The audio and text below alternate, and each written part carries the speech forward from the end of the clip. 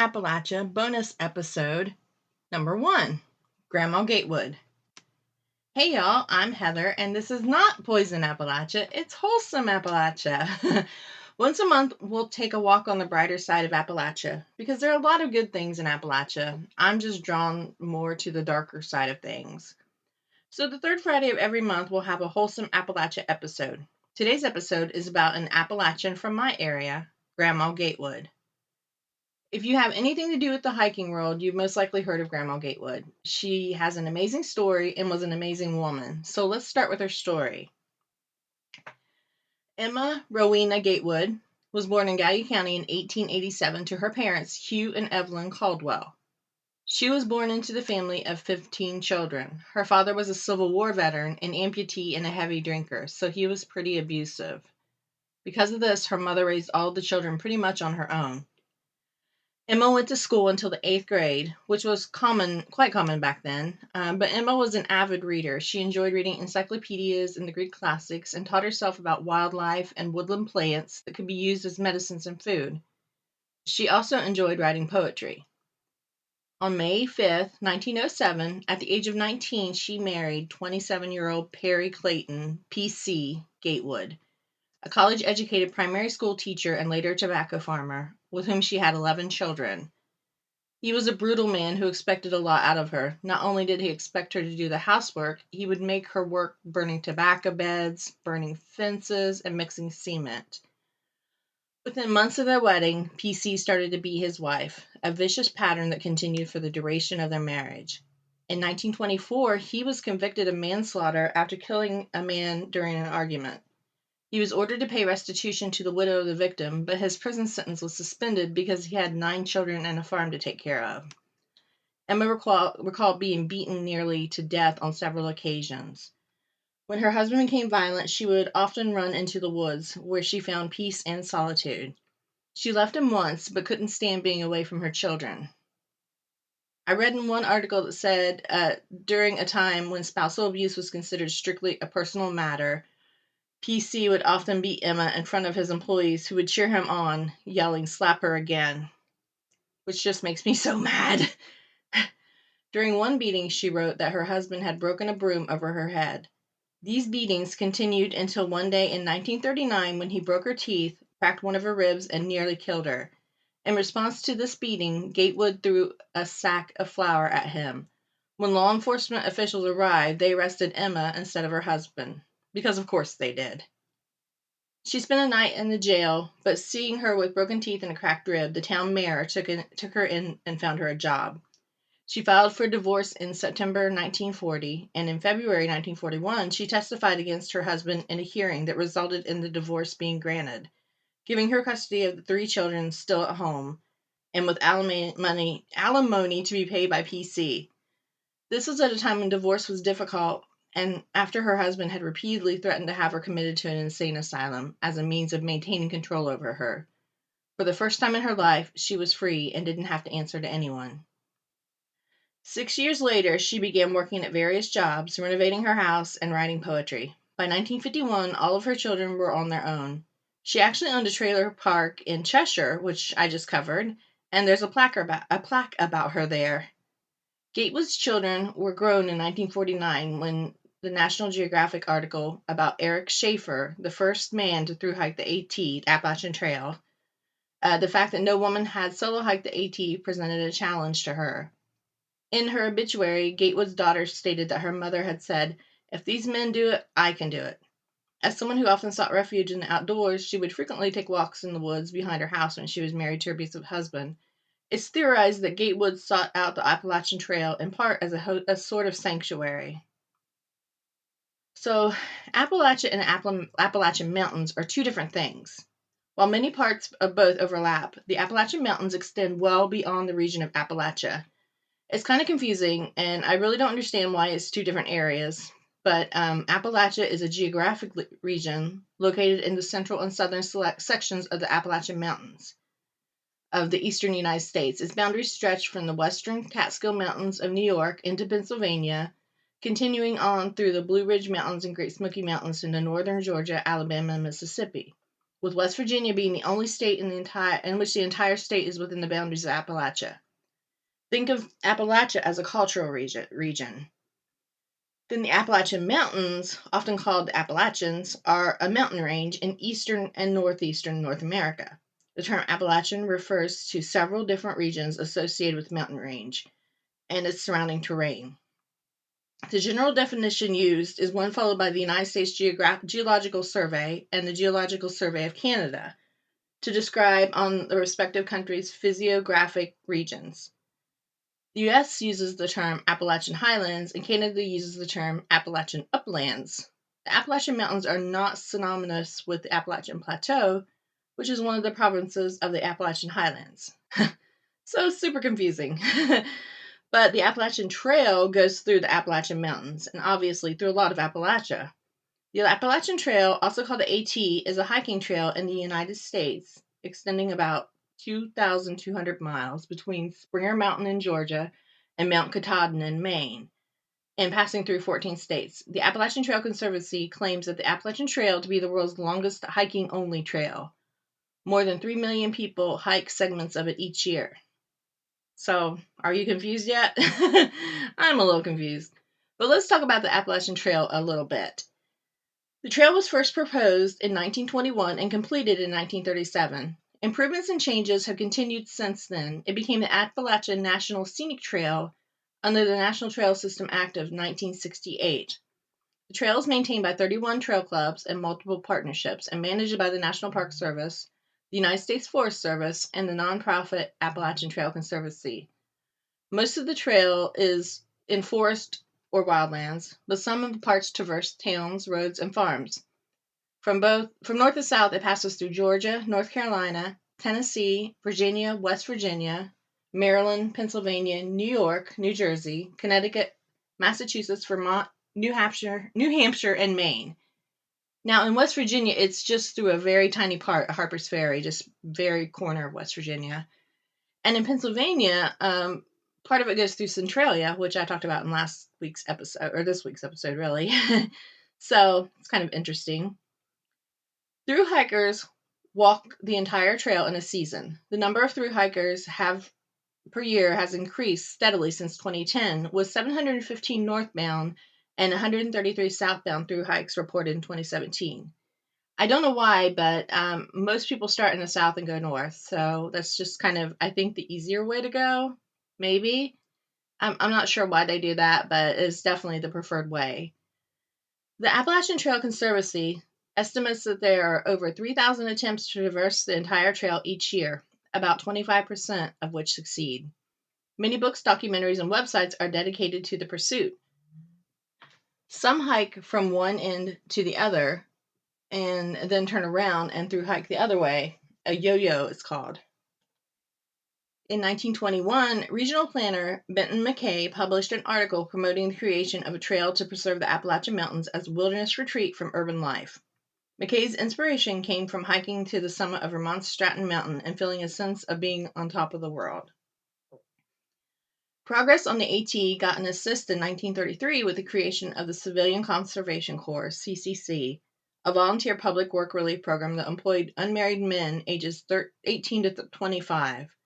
The CCC, along with the U.S. Forest Service, was responsible for much of the progress on the physical trail during the 1930s. I also remember reading somewhere that during the Great Depression that they used the trail to get a lot of people to areas where jobs were, to get people from the country to the cities. So I don't know if that was the CCC or maybe something else. I'm not sure, but I remember reading that. In 1937, the Appalachian Trail was fully connected from Maine to Georgia, but the following decade, the trail was plagued with challenges. A hurricane in 1938 heavily damaged parts of the trail in the north. The same year, Congress approved the extension of the Blue Ridge Parkway, which would ultimately displace nearly 120 miles of trail. Conflicts with the trail running through the private lands also began to arise. Then, with the onset of World War II, progress on the trail was more or less halted for much of the decade, with many volunteers' efforts focused on the war. However, in 1948, Earl Schaefer became the first person to through hike the trail. After that, interest in the trail really picked up. Earl Schaefer was a recovering World War II veteran. Schaefer set out on the AT and became the first recorded thru hiker in history, a feat that at the time was believed impossible. After the war, trail efforts were able to be refocused. Finally, in 1951, despite never officially being closed, Avery once again declared the AT open as a continuous footpath. In 1952, Mildred Norman Ryder became the first woman to thru hike the trail, but she had people with her. The article I was reading said she was a mystic and an activist, later known as Peace Pilgrim. Honestly, I kind of want to know more about her, so you never know. Maybe she'll be an upcoming episode. I'm not even sure where she's from. One of my bucket list items would be to hike the trail, but honestly, I don't think I could ever do it because the time you'd have to take off work and do it, and by the time I retire, I'll be too old. Although Grandma Gatewood didn't think she was too old, so you never know. For now, it's a dream, but who knows where life may take me. I've hiked a little bit of it before, but it was very little. Just kind of probably not even 5 miles. Maybe a little more than 5 miles. But it was still neat to see some of the thru hikers and, kind of talk to them. It was kind of cool. If you want to read a good book and a hilarious story about the Appalachian Trail, read A Walk in the Woods by Bill Bryson. It's generally one of my favorite books I've ever read, so check it out if you get a chance.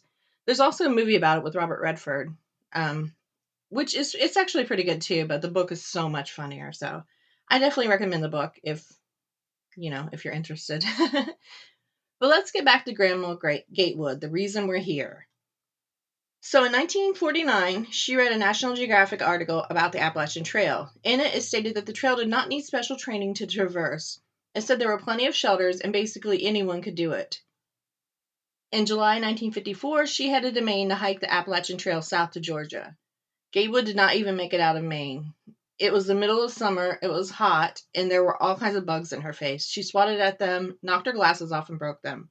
She could barely see without her glasses, but tried to go on, but she couldn't see the white swatches marking the trail and got off the trail and got lost.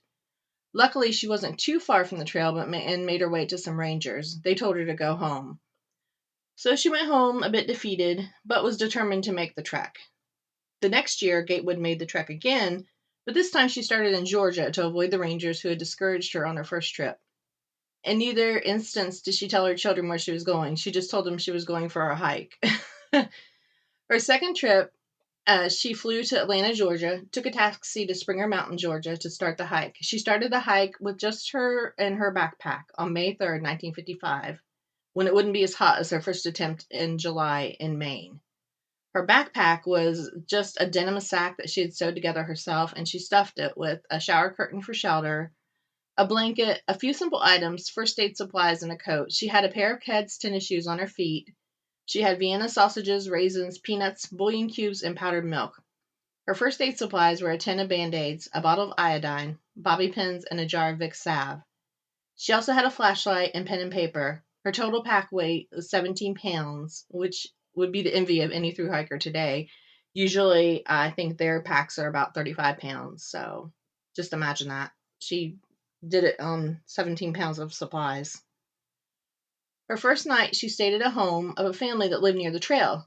Thinking that this was going to be easy, on her second night it was a little rougher, but she stayed outside and kept going. Grandma Gatewood trusted herself and others to keep her safe along the trail. Gatewood was quickly out of Georgia and into North Carolina. She didn't really see many people until she got closer to Tennessee. The hike was more difficult than she expected. Much of the trail was in disrepair and badly overgrown. There were terrible blowdowns, burnt over areas that were never remarked, gravel and sand washouts, weeds and brush to your neck, and most of the shelters were blown down, burned, or filthy. I chose to sleep out of doors, she said in an interview. There's no trail. This is a nightmare. Those problems added to the trail's notoriously difficult, including its extreme changes in elevation.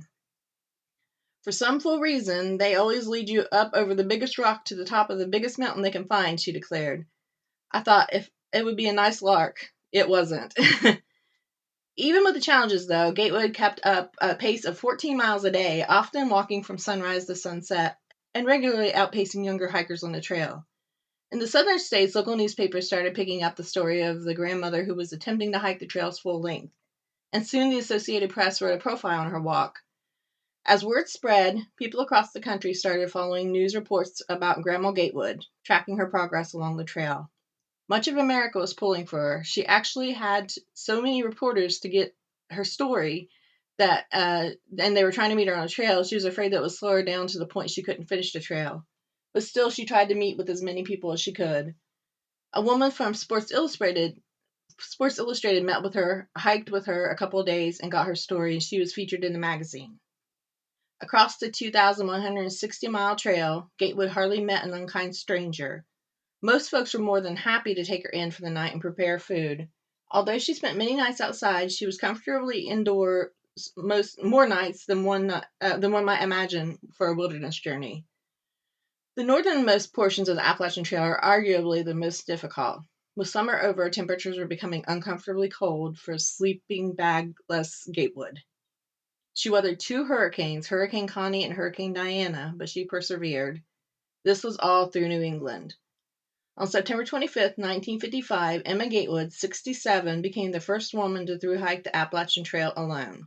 Emma walked for 146 days through 14 states, took 5 million steps, lost 30 pounds, went through 7 pairs of shoes, and gained and lost altitude on the trail the equivalent of climbing Mount Everest 16 times, all at the age of 67.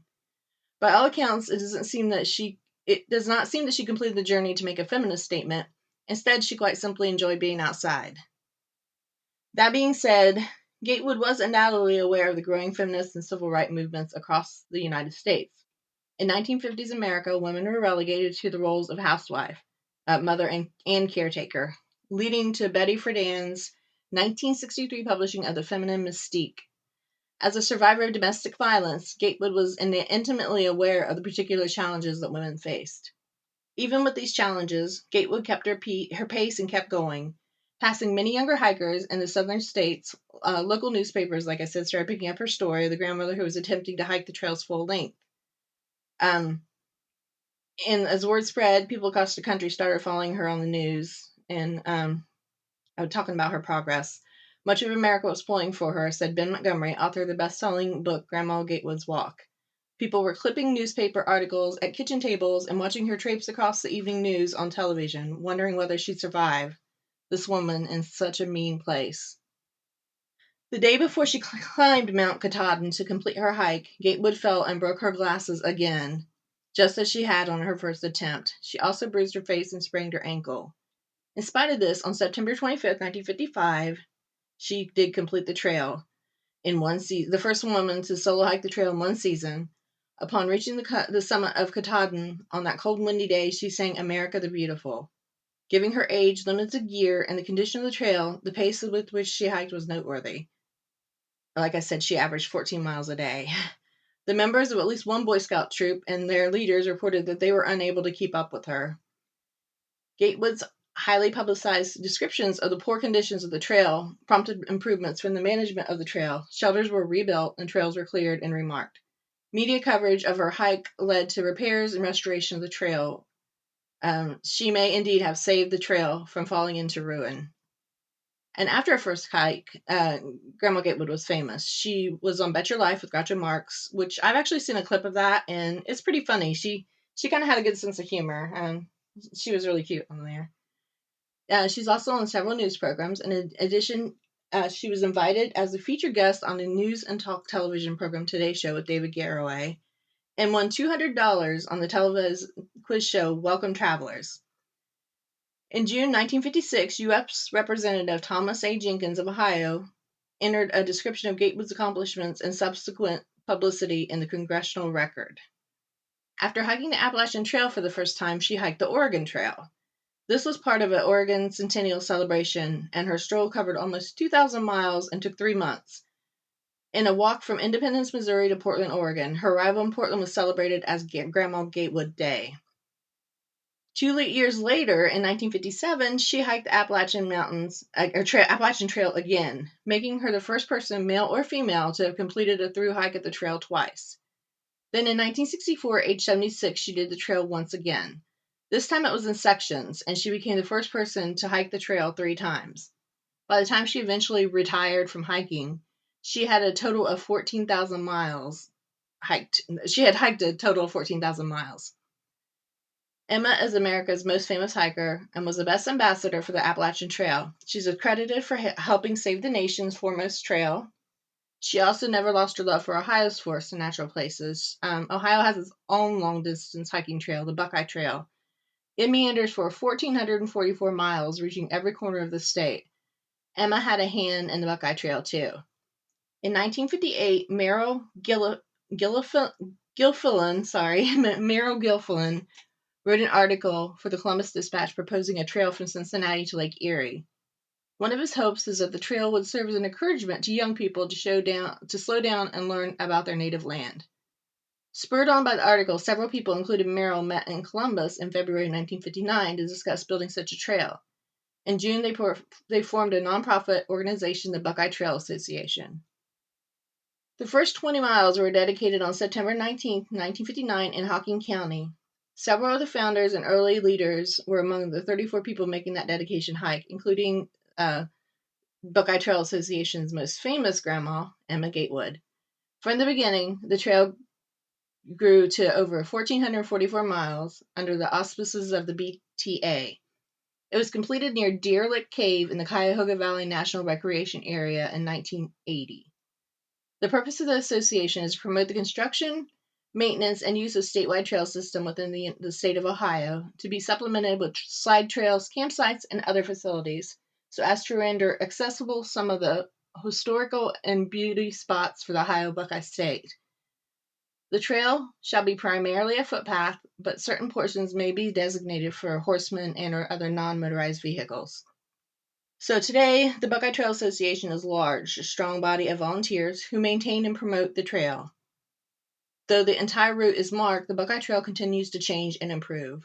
The Buckeye Trail Association looks for ways to move road sections off the roads and upgrade those off-road sections to high-quality trail. When Grandma Gatewood was in her early 80s in the 1960s, she began marking a 30-mile trail along the Ohio River in Gallia County, hoping that it would eventually become part of the relatively new Buckeye Trail.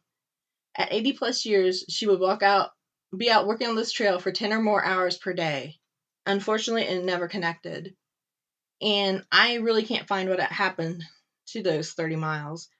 I was talking to a cousin of mine who said that when she was in grade school, that Grandma Gatewood actually took them on part of it, which is really cool.